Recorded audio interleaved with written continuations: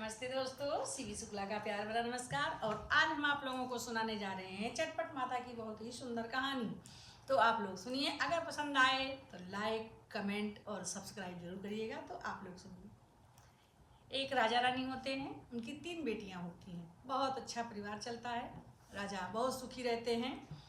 लेकिन क्या होता है, थोड़े दिन के बाद जो है उनकी रानी का स्वर्गवास हो जाता है, रानी खत्म हो जाती है। राजा अपनी लड़कियों के सहारे रहने लगे और अपनी बेटियों से राजा बहुत प्यार करते थे। राजा इतने प्यार करते थे कि बिना अपनी बेटियों को देखे वो पानी तक नहीं पीते थे। तो एक दिन जो है तीनों बेटी बहुत अच्छी, बहुत खूबसूरत, लेकिन जो छोटी बेटी थी बहुत होशियार थी, ज़्यादा होशियार थी और वो चटपट माता की बहुत बड़ी भक्त थी। तो क्या होता है कि जब कहीं पूजा पाठ होता तो वो जाती, पूजा में जाती, ना देखती कि कौन छोटा है, ना देखती कौन बड़ा है, और वहाँ पे जाती, अपना प्रसाद वसाद लेती, खाती पीती और चली जाती अपने घर। और जब मौका मिलता तो अपने पिताजी से कहती, पिताजी हम भी चटपट माता के घर में पूजा रख ले। राजा थे, किस चीज़ की कमी थी, जब मर्जी होती थी वो भी अपने घर में पूजा करा देती थी। एक दिन राजा लेटे थे तो राजा अपने मन में सोच रहे थे कि मैं तो अपनी लड़कियों से इतना प्यार करता हूँ, क्या मेरी बेटियाँ भी मुझसे प्यार करती हैं। तो राजा के मन में एक ख्याल आया। राजा लेटे रहे और अपने नौकर चाकर को बुलाए, बोले कि जाओ हमारी बड़ी बेटी से बोल दो कि राजा ने बुलाया है। बेटी अपना बैठी थी, वहाँ पे गए लोग तो उसने कहा कि आपके पापा ने आपको बुलाया है। उसने कहा ठीक है, पापा से बोलो मैं तुरंत आ रही हूँ। बड़ी बेटी गई और राजा ने पूछा कि बेटी तुम सबसे ज़्यादा प्रेम किससे करती हो। बेटी ने कहा पापा आपसे, आपके बिना तो हम रह ही नहीं सकते, आपका बिना चेहरा देखा तो हमारा दिन ही नहीं शुरुआत होता, हम आपसे बहुत प्रेम करते हैं। कहे ठीक है, बस इसी के लिए मैंने बुलाया था। वो बेटी चली गई। फिर दूसरी बेटी को बुलाए, बोले उनको बुलाए, नौकर चाकर को बोले हमारी दूसरी बेटी को बुला दो। दूसरी बेटी जब सुनी कि पापा बुला रहे हैं, उसने कहा मैं तुरंत आ रही हूँ, पापा से बोलो मैं तुरंत आ रही हूँ। बेटी दूसरी आती है और पूछती पापा सब ठीक तो है। बोले हाँ बेटा सब ठीक है, और मुझे एक दिमाग में बात आई है, वो मैं तुमसे पूछना चाहता हूँ। उन्होंने कहा पापा जी आदेश करिए। बोले बेटा ये बताओ कि तुम सबसे ज़्यादा प्रेम किसको करती हो। दूसरी बेटी ने कहा मैं तो अपने पापा से प्रेम करती हूँ, बहुत प्रेम। कहीं कितना प्रेम करती हूँ, बहुत प्रेम, अथाह प्रेम। पापा के बिना तो मैं रह ही नहीं सकती, पापा के बिना तो मेरा जीवन ही अधूरा है। राजा खुश होते हैं और फिर कहते हैं मंत्रीगण लोगों से कि अब मेरी छोटी बेटी को बुला लो। छोटी बेटी के लिए जाते हैं तो वो कहीं चटपट माता की पूजा होती है तो वो दूसरे के घर गई होती है। वहाँ जाते हैं तो बोलते हैं कि तुम्हारे पापा ने आदेश किया है कि तुम तुरंत वहाँ पहुँचो। तो बेटी ने कहा कि पापा से कह देना कि पूजा चल रही है चटपट माता की, ये ख़त्म हो जाए और प्रसाद लेके मैं आऊँगी। उसने बता दिया कि बोले ठीक है। तो आए बता दिए मंत्री लोगों ने कि भाई वो बेटी पूजा में गई है। राजा ने बोला ठीक है। राजा वहीं लेटे ही थे कि तैसे छोटी बेटी आई और बोली पापा आदेश करिए, किस लिए आपने मुझे बुलाया है।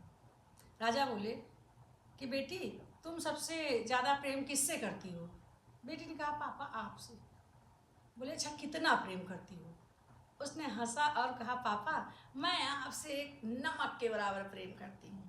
राजा सुना, राजा को बहुत बुरा लगा, बहुत अंदर ही अंदर गुस्सा लगा उसको कि मैं इतना प्रेम करता हूँ अपनी बेटियों से और मेरी बेटियाँ तो मुझे इतना बताएं कि आपसे बहुत प्रेम करते, आपके बिना तो जीना ही हमारा बेकार है, और ये कह रही है कि नमक के बराबर हम प्रेम करते हैं। राजा को बहुत बुरा लगा और बहुत दुख लगा इस बात से। राजा ने कहा कि ठीक है, तुम मुझसे नमक के बराबर प्रेम करती हो। बोली हाँ। बोली सोच लो। उसने कहा पापा मैंने सोच लिया, मैं आपसे सिर्फ नमक के बराबर प्रेम करती हूँ, बहुत थोड़ा सा। राजा ने कहा ठीक है। राजा ने अपने मंत्रियों को आदेश दिया और कहा कि पूरे नगर में जाओ, ढूंढो जो जब सबसे गरीब हो, एकदम लाचार बीमार हो, उसको जो है लाओ, उसी से मैं इसकी शादी करूँगा। लोग निकल गए नगर में शादी ढूंढने। कोई इतना गरीब मिले ही नहीं कि जो है एकदम बीमार लाचार। तो राजा ने कहा कि राजा की नासमझी थी, बाकी ऐसा कुछ था नहीं, बेटी ने अच्छा ही बताया था। तो राजा ने कहा मंत्री से कि जाओ उसको समझा दो और मेरी बेटी से कहो कि अपना फैसला बदल ले, मतलब कि वो कह दे कि मैं नमक भर बराबर प्रेम नहीं करती हूँ, गुड़ भर करती हूँ, या चीनी का, जो भी समझ में आया राजा के।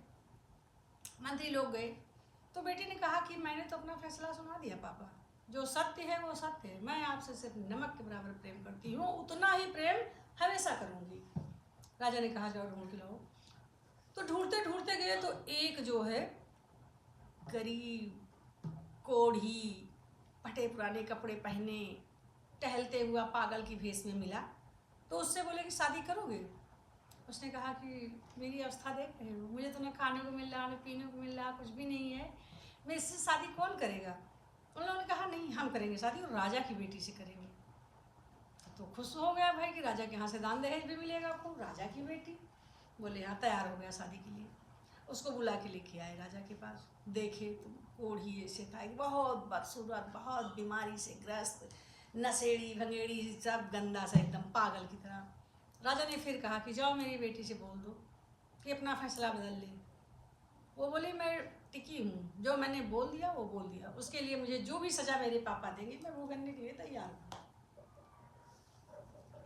शादी उसी के साथ राजा कर देता है। उसी के साथ बेटी की विदाई हो जाती है। कुछ भी नहीं देता राजा गुस्सा के मारे, जो कि उसने कह दिया था कि नमक के बराबर प्रेम करते हैं।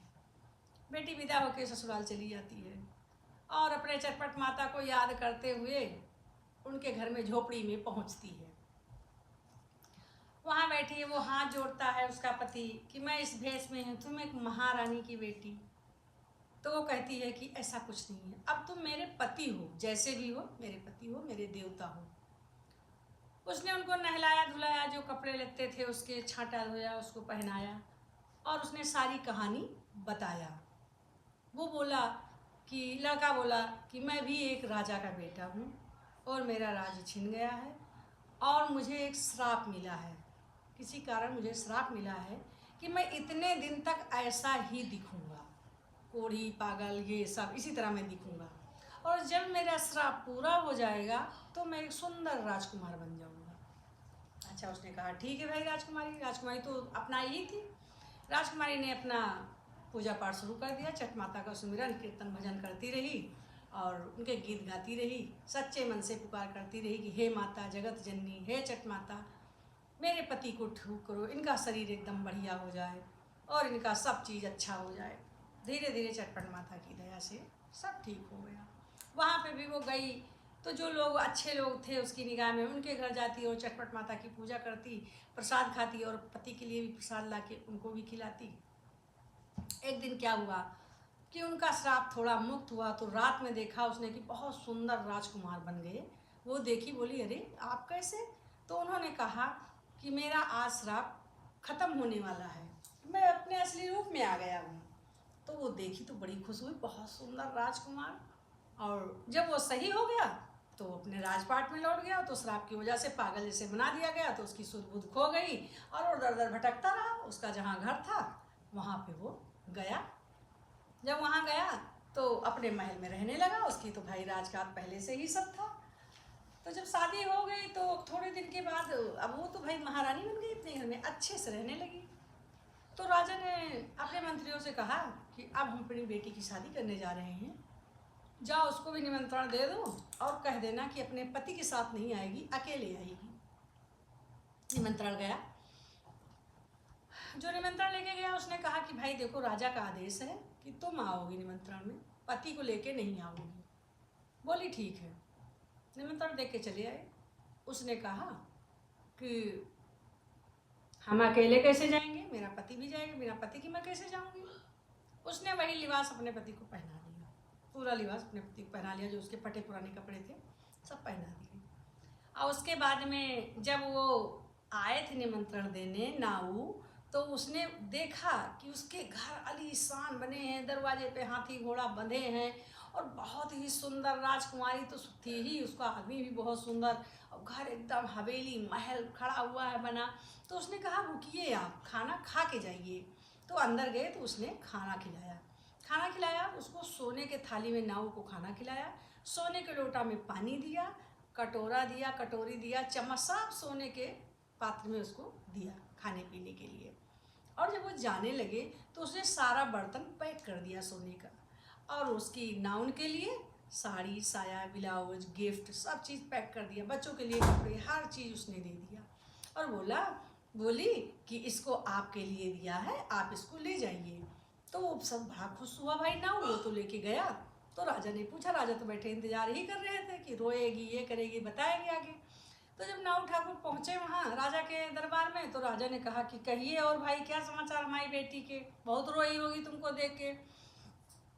नाव ने कहा, महाराज आपके आगे क्या बताऊं मैं। और खुश हुए राजा कि वो परेशान हुई होगी। बोले, महाराज सोने का महल समझ लीजिए, इतना आलीशान महल, हाथी घोड़े गाड़ी दरवाजे पे बंधे, इतने सुख में है कि पूछिए नहीं। कहीं अच्छा। बोले कि सब तुम झूठ बोल रहे हो। कहीं नहीं महाराज, हमारे पास सब है, इसका प्रमाण है। बोली क्या है। तो राजा को सारा बर्तन खोल के दिखाया कि ये देखो, सोने की थाली, सोने का लोटा, सोने का गिलास, सोने की कटोरी, सोने का चम्मच, हमको इसमें खाना खिलाया है बेटी ने, और हमारे पूरे घर के लिए कपड़ा दिया है, हमारी बीवी के लिए वस्त्र दिया, हमको वस्त्र दिया, और जो है बहुत ज़्यादा हमको सामान मिला है। राजा देखे, राजा लालच में आ गए। राजा ने कहा, ये तुमको नहीं दिया, ये हमको दिया, ये सब हमको लाओ दो। राजा उससे सब मांग रहे हैं कि ये हमको दो। राजा के मन में लालच आ गई। उसके बाद शादी का समय आ गया, राजा ने सब सामान ले लिया। भाई वो कहाँ क्या कर सकते थे, राजा ने ले लिया। और जब शादी में वो लड़की आई तो फटीचर एकदम वही अवस्था में उसका पति और अपना आए। राजा ने देखा, उसको तुरंत एक कमरे में बंद कर दिया और बेटी से बोले, इसको लेके क्यों आई तुम, मैंने कहलवा दिया था ना कि इसको लेके नहीं आओगी, इसको इसका मैं क्या परिचय बताऊंगा, मैं इतना बड़ा महाराजा, इतना ये बेकार लड़का, मुझे बेइज्जती होगी, इसको लेके तुम क्यों आई। उसने कहा, पापा आपने ही तो मेरी शादी की थी, तो ये मेरा पति है, मैं इसको क्यों छुपाऊं। अच्छा भाई, जब दामाद लोग आ गए उसके बाद में फिर सब लोग कहते, भाई तीन दामाद, तीनों दामाद कहाँ गए, एक दामाद कहाँ गया, छोटी दामाद कहाँ गए। अब ये कुछ बताए ही नहीं कि कहाँ है। तो राजकुमारी गई, अपना दरवाज़ा खोली जहाँ बंद किए थे, लेके आई। उस दिन उसका पूरा श्राप मुक्त हो गया था, वो एक सुंदर राजकुमार बन गया, और सबसे सुंदर लंबा चौड़ा घोड़ा चिट्टा राजकुमारी लेके आई, बैठाई वहाँ पे। तीनों दामाद बैठे, राजा देखे तो बड़े खुश हुए। राजा ने कहा, ये सब कैसे हो गया। तो राजकुमारी ने बताया कि पापा ये तो चटपट माता के आशीर्वाद से सब हुआ है, और जो है मैंने सच बात कही थी, आप उसका गलत मतलब लगाए हैं। पापा मैंने तो आपको क्या कहा था, तब भी कहा था और आज भी कह रही हूँ कि मैं आपको प्यार करती हूँ नमक के बराबर। तो जो है वो कहती है कि सारा व्यंजन बनाया जाएगा, घर में सारा व्यंजन बनता, खूब पकवान बनता है, मीठा भी और नमकीन भी, लेकिन जितना भी पकवान बनता है उसमें तो मीठा रहता है, लेकिन जो नमक वाली चीज़ होती है उसमें कोई नमक नहीं डालने देती है बेटी। तो सबको परसा जाता है खाना, सब लोग खाते हैं तो कहते हैं नमक, थोड़ा सा नमक, थोड़ा सा नमक होता तो मज़ा आ जाता, थोड़ा सा नमक होता तो मज़ा आ जाता। तब बेटी अपने पापा से कहती कि पापा देखिए, मैंने कहा था कि मैं आपको नमक के बराबर प्यार करती हूँ, क्योंकि नमक जो है लोग कितना मांग रहे हैं, ये मीठा परसा गया है, इसका कोई महत्व नहीं है, ये मीठा सब लोग खा रहे हैं, लेकिन नमक की इच्छा हर कोई के, तो मैं आपको नमक के बराबर, नमक बहुत प्रिय होता है हर आदमी को, मीठा नहीं खाता लेकिन नमक हर कोई खाता है। तो पापा मैं आपको बहुत ज़्यादा प्रेम करती थी, और उतनी सच्चाई की वजह से आपने मुझे इतनी बड़ी सज़ा दिया था कि मेरी शादी आप पागल, गरीब और कोढ़ी के साथ करा दिया था। मैंने तब भी यही कहा था और मैंने आज भी यही कह रही हूँ कि मैं नमक के बराबर आपसे प्रेम करती हूँ।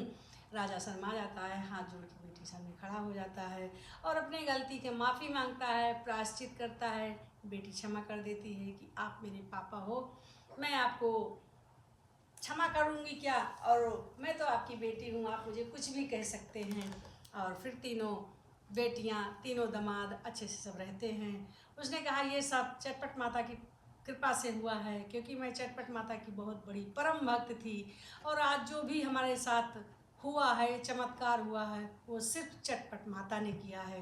बाकी पिताजी आपने तो मेरी शादी ऐसे किया था कि मैं एक टाइम की रोटी के लिए तरसती थी, लेकिन आज जो भी है वो सब चटपट माता की कृपा से है। तो चटपट माता ने जैसे उस राजकुमारी को दिया, उसका घर भर भरा, माता रानी सबका घर भर भरे, और जो कहानी कहे, जो कहानी पूरी सुने, उसकी भी मनोकामना पूर्ण हो, और माता जी सबके ऊपर अपनी दया दृष्टि बनाए रहें। तो बोलो चटपट माता की जय।